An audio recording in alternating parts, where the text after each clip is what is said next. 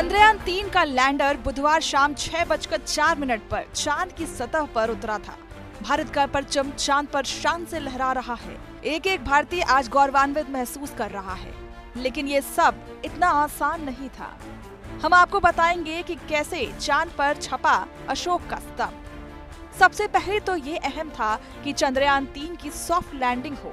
इसके लिए कुछ दिन पहले से ही चंद्रयान की स्पीड को कम करने की प्रक्रिया यानी कि डीबूस्टिंग शुरू कर दी गई थी।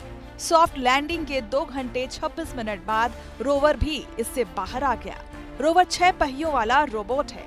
अगले 13 दिन तक ये चांद की सतह पर चलेगा। इसके पहियों में अशोक स्तंभ की छाप है।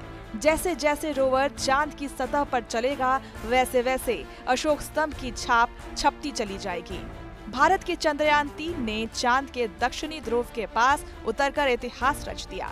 40 दिन के लंबे सफर के बाद रोवर भी इससे बाहर आ गया। रोवर की मशीन लाइफ एक लूनर डे है। चांद पर एक दिन पृथ्वी के 14 दिन के बराबर होता है। चांद के दक्षिणी ध्रुव के पास लैंडर उतारने वाला भारत दुनिया का पहला देश बन गया है।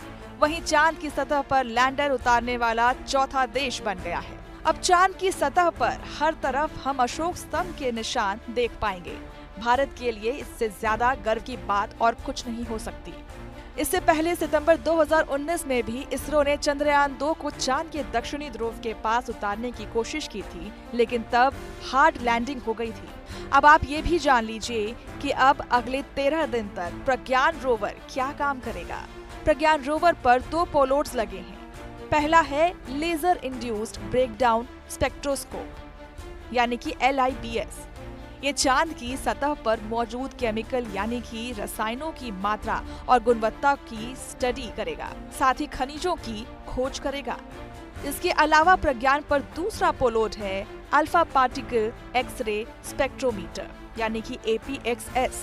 ये एलिमेंट कंपोजिशन की स्टडी करेगा, जैसे कि magnesium, aluminium, silicon, potassium, calcium, tin और लोहा। इसकी खोज लैंडिंग साइट के आसपास चांद की सतह पर की जाएगी। अब आप ये भी जान लीजिए कि पिछले मिशन से हमें क्या मिला। इसरो ने साल 2008 में अपना पहला मून मिशन चंद्रयान-1 लॉन्च किया था। इसमें सिर्फ ऑर्बिटर था जिसने 312 दिन तक चांद का चक्कर लगाया था। चंद्रयान-1 दुनिया का पहला मून मिशन था जिसने चांद में पानी की मौजूदगी के सबूत दिए थे। इसके बाद 2019 में चंद्रयान-2 लॉन्च किया गया था। इसमें ऑर्बिटर के साथ लैंडर और रोवर भी भेजे गए। हालांकि ये मिशन ना तो पूरी तरह से सफल हुआ था और ना ही फेल। चांद की सतह पर लैंड करने से पहले ही विक्रम लैंडर टकरा गया था और इसकी क्रैश लैंडिंग हुई थी। हालांकि ऑर्बिटर अपना काम कर रहा था। चंद्रयान-2 की गलतियों से सबक लेते हुए चंद्रयान-3 में कई अहम बदलाव किए गए हैं।